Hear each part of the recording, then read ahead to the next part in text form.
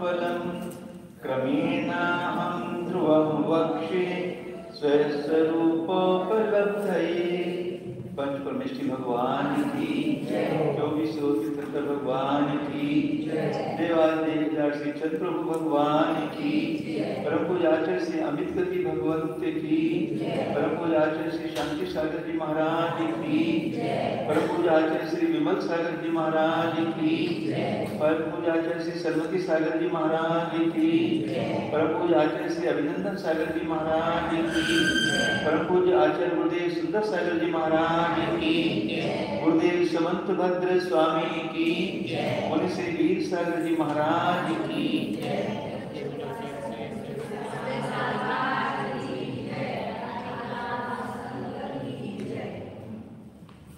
मरण घंटी का ग्रंथ है आचार्य अमित गति भगवंत के द्वारा विरचित है। विषय चल रहा है साधु के अनियत विहार का। साधु को अनियत विहार क्यों करना चाहिए? तो पहला कारण बताया कि सम्यक दर्शन में वृद्धि होती है, सम्यक दर्शन दृढ़ होता है। कैसे होता है? तो भगवान की जन कल्याण की भूमियाँ वहाँ पर जाकर, उनके दीक्षा कल्याण की भूमियाँ वहाँ के परमाणु प्राप्त होते हैं। और कल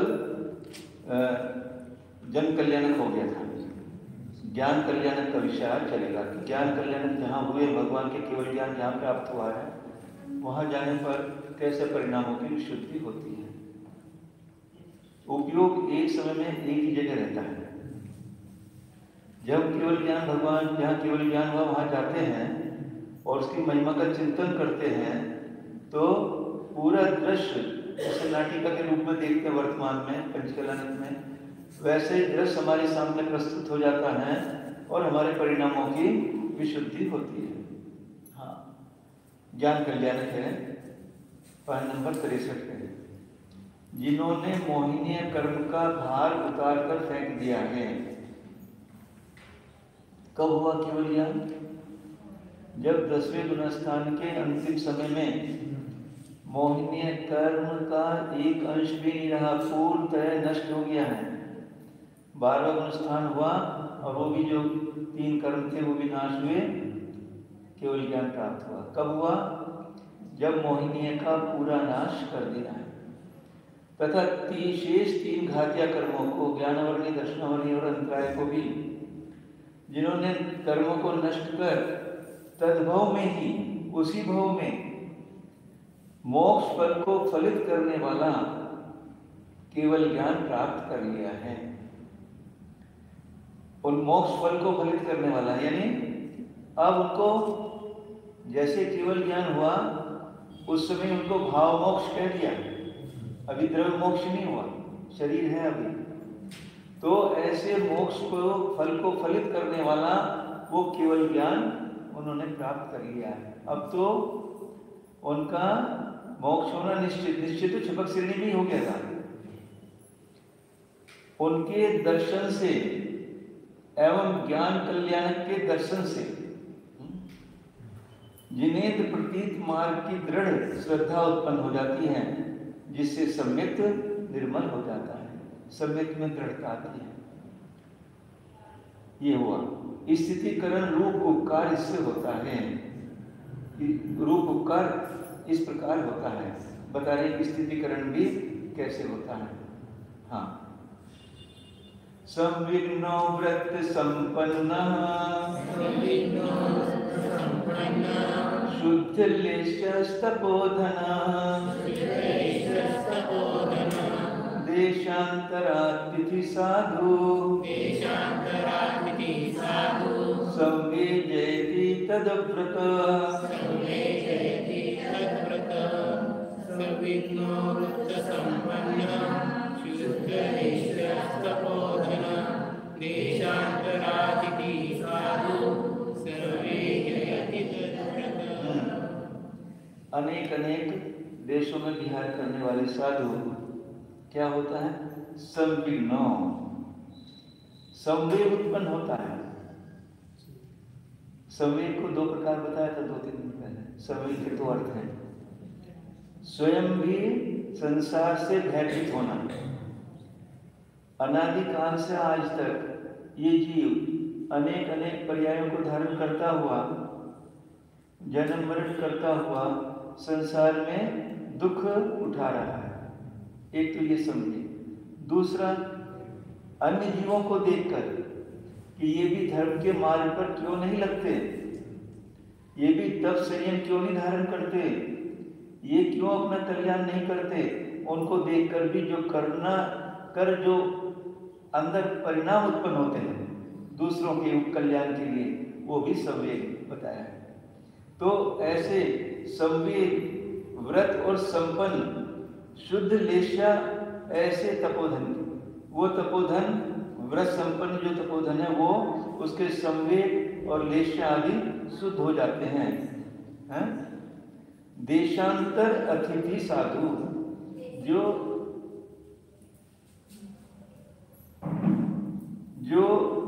अन्य देशों में साधु अतिथि हैं। अतिथि कहते हैं जिसके आने की कोई तिथि नहीं होती, उसको अतिथि।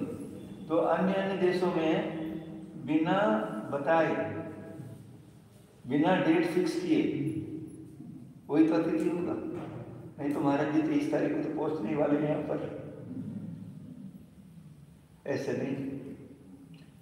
अभी कहाँ है, कल कहाँ होंगे, कुछ मालूम नहीं। कोई आता भी है हमारे महाराज जी पधारो तो वहाँ हमारा कल्याण होगा, देखेंगे। कोई निश्चित नहीं करते, क्योंकि साधु के वचन कभी वृथा नहीं होने चाहिए। हमने कह दिया आपको कि हम आपके यहाँ आएंगे, कल पहुँच जाएंगे। कितने रास्ते में कितने परेशानियां हैं, पहुँच पाएंगे नहीं पहुँच पाएंगे क्या मालूम। देखिए संभावना तो है, देखो क्या होता। तो ऐसा वो देशांतर में अन्य देशों में गमन करने वाला साधु संवेदयति तद्व्रता, उसके व्रतों में भी संवेद में वृद्धि हो जाती है और दृढ़ होता है उसके चारित्र में, व्रतों में और वृद्धि होती है। कैसे होती है वृद्धि? एक जगह पर रहकर राग द्वेष हुए बिना नहीं रहते। इसलिए साधु को चातुर्मास के अलावा नगर में 5 दिन और गांव में 1 दिन रहने की आज्ञा है। हाँ, कोई विशेष प्रकरण है, वासना आदि है, उसके लिए रुक सकता है, कहीं बाधा नहीं है उसमें। परंतु एक जगह अधिक रुकने से, कि हम कोई एक साल 30 साल से एक जगह पे रह रहा है।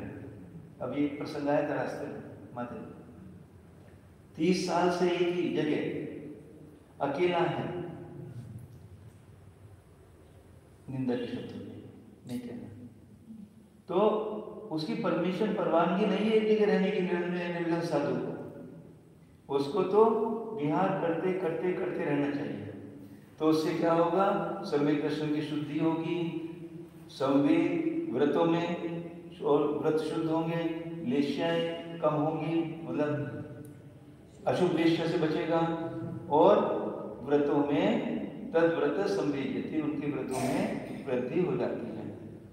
देश देशांतर का अतिथि होने वाला साधु, यानी बिना डेट फिक्स किए हुए जाने वाला साधु संसार से भयभीत होता हुआ वैराग्य संपन्न हो जाता है। अनेक अनेक देखने को मिलते हैं। अभी देखो 2 दिन में 2 घटना घट गई आपके गांव में। क्या उत्पन्न होता है? चर्चा करते हम साधु आपस में। हम तो 70-71 साल के, 82-83 साल के, 80 साल के हैं, बैठे पके हुए। जवान कैसे जा रहे हैं? इस शरीर का कुछ भी भरोसा नहीं है, किस समय छूट जाएगा। अभी 2 दिन के अंतराल में 2 घटना जवान चले गए। कैसी संसार की कैसी विचित्र दशा है। यानी जगह जगह जब जाते हैं तो वैराग्य में बढ़ोतरी होती है, वैराग्य उत्पन्न होता है कि अब इस मनुष्य पर्याय का थोड़ा सा समय बचा हुआ है, कर लो जो करना है। हाँ, फिर ये मिलने वाला देव पर्याय में भी चले गए तो सागरों की स्थिति मिलेगी भैया, और सागर का काल भी बहुत बड़ा काल है और बहुत कम समय बचा है। भिलाई था बहुत कम, अब तो बहुत, यानी माता जी की भाषा में बहुभाग निकल गया। कर्णनियों की भाषा है, बहुभाग इस मनुष्य पर्याय का जा चुका है।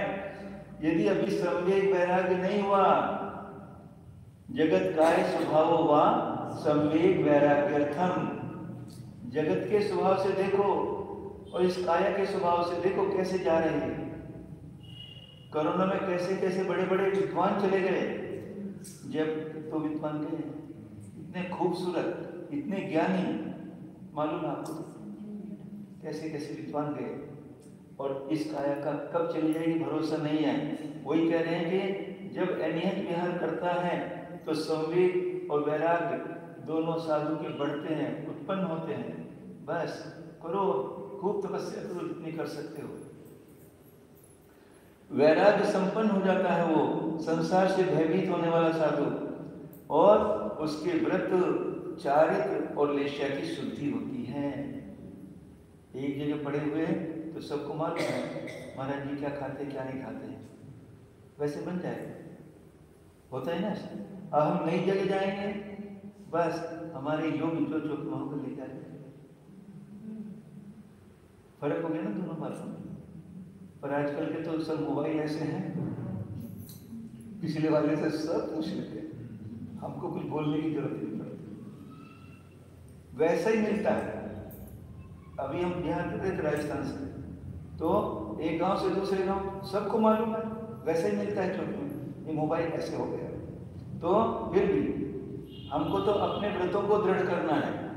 आप कुछ भी करो, श्रावक तो भक्ति से पूरा करता ही है, उसकी कोई बात नहीं, पर हमें अपने व्रतों में दृढ़ रहना है, चारित्र में दृढ़ रहना है, और लेश्या की भी शुद्धि हो जाती है। आप कितना ही कर लो, देखो आज सुबह क्या हुआ, 2 अंजलि पानी की समाप्ति, सारा काम करना पूरे दिन। तो हम कुछ भी चाहें, आप कुछ भी चाहो, संसार अवस्था में कर्म के बिना पत्ता नहीं हिलता, सब उसका नाटक चलता है। यहाँ अभी बताया ना कि मोहन ने कर्म का भार उतार कर, तथा तब वृद्धिंगत हो जाता है, तपो में वृद्धि होती है और लेश्या की शुद्धि होती है। भैया देखो, ऐसा मत सोचना कि एक बार लेश्या मिल गई तो वही रहेगी, द्रव्य लेश्या तो वही रहेगी, पर भाव लेश्या तो एक एक अंतर मुहूर्त में बदलती है। चाहे तो कृष्ण नील कापोत कर लेना, या पीत पर मुश्किल कर लेना, ये तो अपने परिणामों में है। जैसे जैसे परिणाम शुद्ध होंगे ऐसे लेश्या भी विशुद्ध होती है, लेश्या भी बढ़ती है। प्रश्न, देशांतर में विहार करने वाले साधु के तप आदि की वृद्धि कैसे होती है? एक जगह रह के तो अच्छा सा तप कर सकता है, जगह जगह जाए तो चलना भी पड़ेगा उसको, तो उसके तप में कैसे वृद्धि होगी? बता रहे। उत्तर, देश देशांतर में विहार करने से परम तपस्वी, दृढ़ चारित्री, संसार भीरु, वैराग संपन्न महात्मा एवं समताधारी साधुजन का समागम प्राप्त होता रहता है। देखो कितना बड़ा काम। जब विहार करते नई नई जगह जाते हैं तो कितने मुनिराजों के दर्शन, कितने मनराजों का समागम, कितने आचार्यों से मिलन होता है। और यदि एक ही जगह रहोगे तो कोई मिलन होगा क्या? नहीं होगा। उनका उत्कृष्ट आचरण देखकर अपने मन में विचार आता है कि ओहो धन्य है ये, धन्य है ही नहीं, ये कितने तपस्वी हैं, ये कितने तत्वज्ञ हैं, समता रूपी रस में तो मानो मज्जन ही कर रहे हैं, इनकी लेश्या विशुद्धि कितनी अनुपम है। उनको देखकर ऐसे भाव होते हैं कि मैं तो बहुत नीचे हूं। उनको देखकर तो अब मुझे भी अपना तप बढ़ाना चाहिए, उनको देखकर ऐसे भाव होते हैं।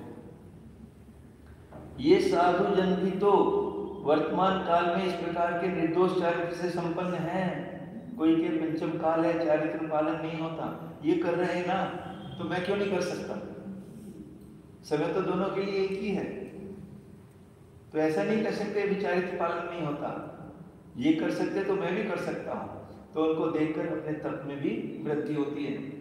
फिर हम लोग दृढ़ चारित्री एवं लेश्य विशुद्धि पूर्वक ऐसा तपस्या क्यों नहीं कर पा रहे हैं? अपने मन के अंदर खेद खिन्नता होती है, मुझे अपने चारित्र को बढ़ाना चाहिए। इससे ज्ञात होता है कि हमारी आत्मा संसार के दुखों से भयभीत नहीं है। यदि हमारे अंदर उनको देखकर चारित्र को बढ़ाने की भावना नहीं होती तो लगता है कि अभी संसार से भयभीत नहीं है। और कई बात है, विद्वानों को देखकर विद्वान साधुओं को, रे कितना ज्ञान है, कितना क्षयोग समय इनका, मुझे भी और स्वाध्याय बढ़ाना चाहिए। आप अलग अलग फील्ड है, कोई कम ज्ञानी है वो तपस्या करेगा, व्रत तपस्या करेगा। जो ज्ञानी है वो ज्ञान स्वाध्याय का ज्ञान धवला जय धवला आदि के पढ़ कर एक बार पढ़कर, और पढ़ के ये नहीं कि दूसरों के लिए पढ़ रहे। अभी परसों माता जी ने बताया था कि जय धवला का 5वीं पुस्तक का हुआ कि उसमें अनुभाग के विषय में 12-13 सारी पुस्तकें पढ़ी, फिर भी इसमें कितनी और खुलासा हुआ, नई नई चीजें मिली। हाँ, कि एक सूक्ष्म एकेंद्रिय निगोदीय जीव जितने अनुभाग का बंध करता है उससे भी कम बंध श्रेणी वाला जीव, संयम को 1 से 7 मिथ्या से जैसे वो सम्यक्त को प्राप्त होगा, अमुनि है, सातों स्थान होगा, उस समय उसका जो बंध होगा अनुभाग का है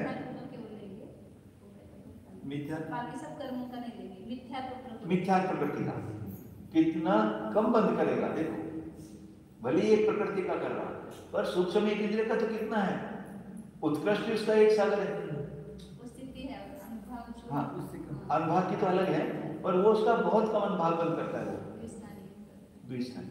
और ये कितना करता है था, और अभी जब उसके वैराग्य के भाव हुए और 7वां गुणस्थान हुआ उससे भी कम अनुभाग, कितने कितने नई चीजें निकल के आती हैं। इससे ये सिद्ध होता है कि हम अपने परिणामों से कितने कषाय और कितने ये करके कितने कर्मों का अनुभाग का कितना कम बंद कर सकते हैं। तो आचार्य कहते हैं इसे इस प्रकार विशिष्ट साधुजनों के दर्शन एवं संपर्क से अपने में तप और वैराग्य आदि की वृद्धि होती है। अनियत विहार से उत्पन्न अन्य गुण फिर क्या है? प्रिय धर्माशय साधु, राजमार्थ विचक्षण, भ्रमन्नवद्य वित्रस्तः, संविघ्नं कुरुते परम्।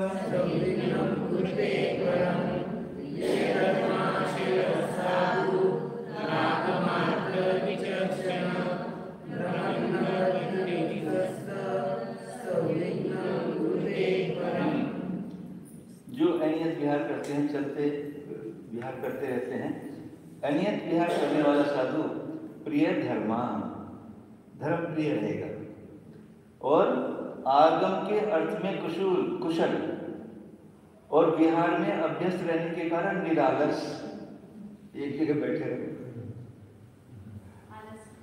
आलसी हो जाएगा।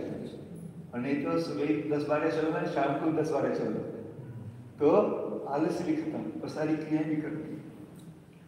और कष्ट सहसनो यानी कष्ट सहन करने से आत्मशक्ति भी बढ़ती है।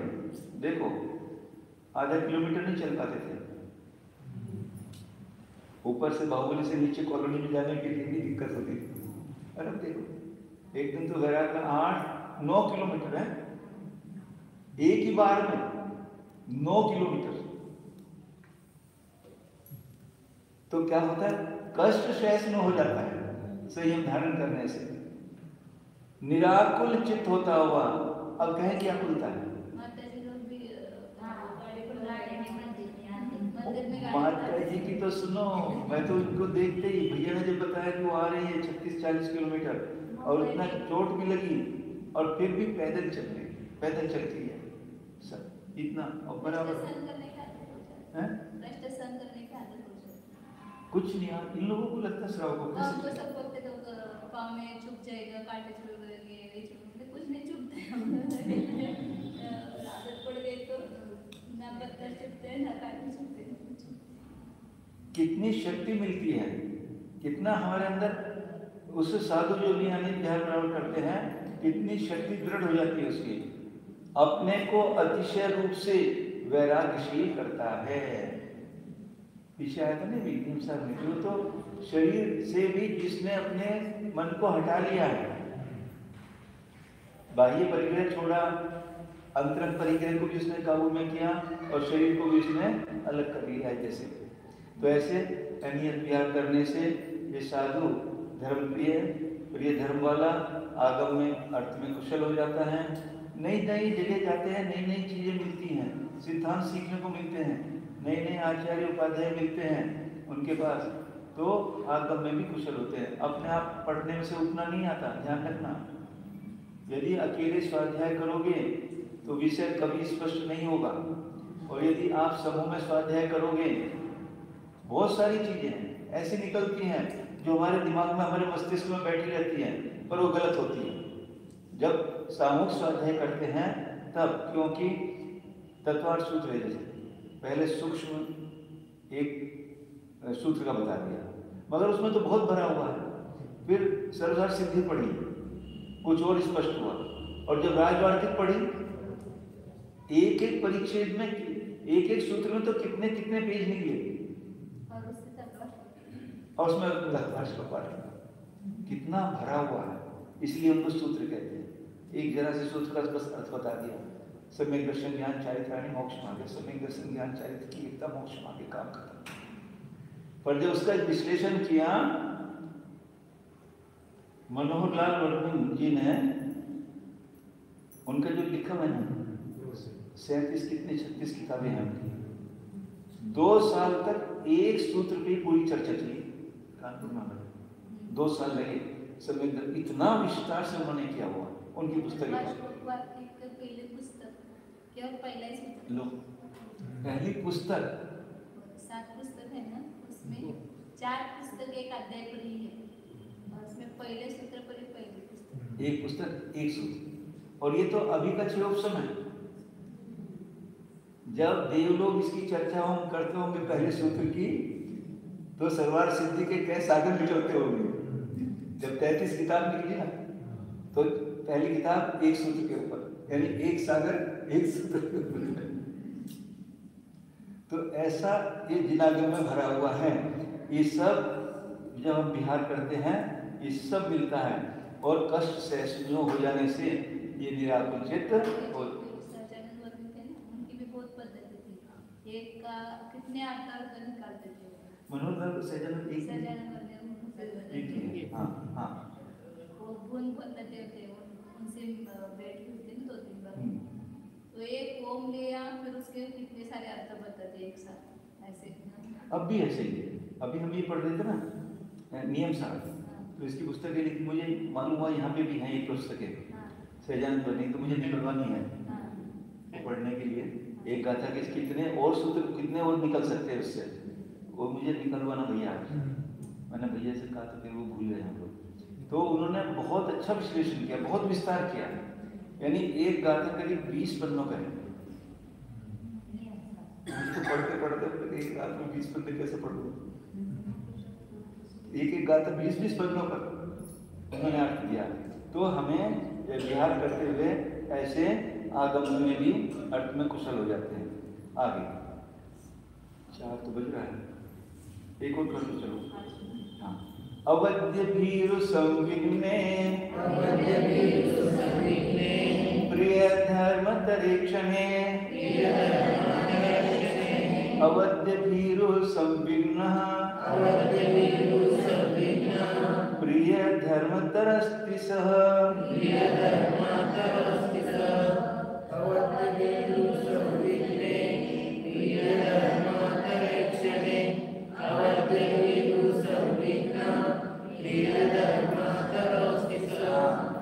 देशांतर में विहार करते समय अवध्य भीरु संविघ्ने, यानी पापों से अत्यंत भयभीत, संविघ्ने वैराग्यवान, और प्रिय धर्म तरीक्षणे, और अतिशय धर्म प्रिय महान साधुओं के दर्शन होते हैं।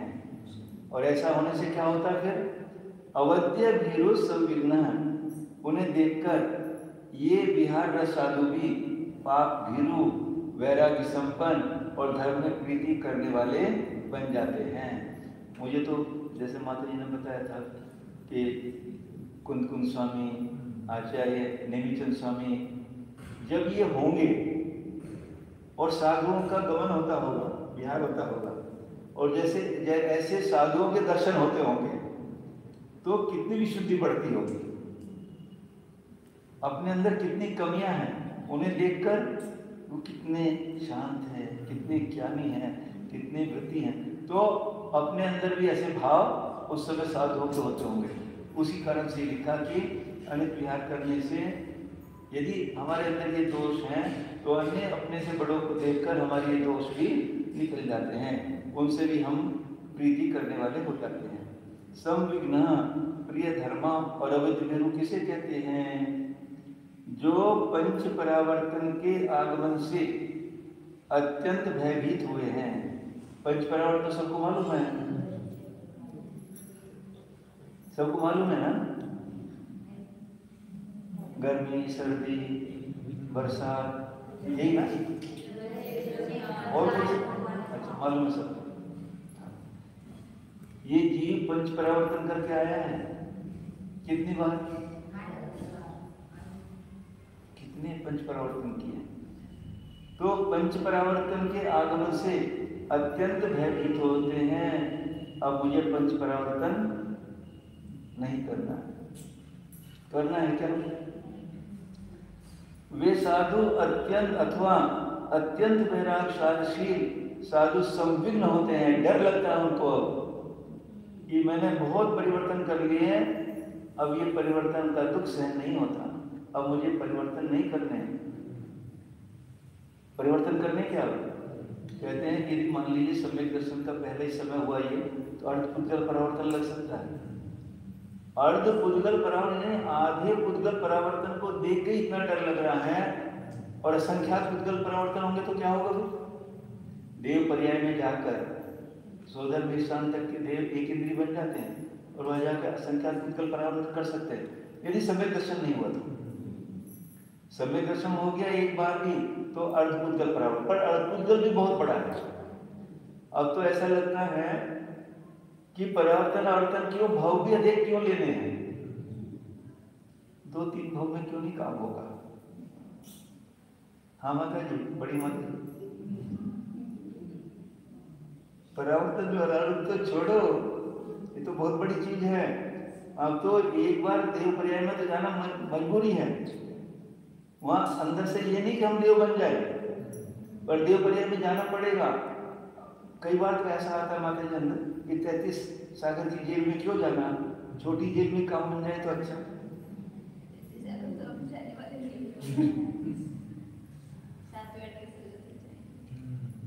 चलो 5वीं तक की रख लो, तो कहते हैं 5वीं में मिल जाए तो काम बन जाएगा। यानी अब तो ऐसा लगता है 2-3 भाव बस, इससे ज्यादा भी क्यों लेने हैं। तो ऐसे जो साधु अत्यंत वैरागशील और संविघ्न भयभीत होते हैं, उत्तम क्षमादि धर्मों का पालन करने वाले प्रिय धर्मा कहे जाते हैं। जो थोड़ा सा भी अशुभ उपयोग नहीं होने देते अथवा जो पाप से डरते हैं वे अवध्य भीरु कहे जाते हैं। हाँ, यानी पाप से डरने वाले अविद्य नहीं।